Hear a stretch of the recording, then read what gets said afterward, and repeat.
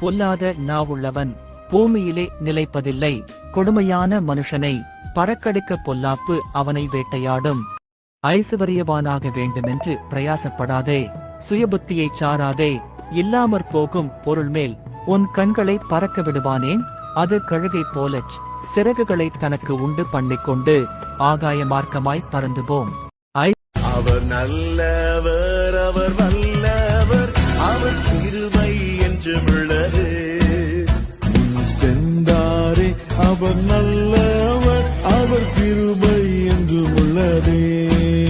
பாதுகாத்தாரே அவர் நல்லவர், அவர் கிருபை என்றும் உள்ளது.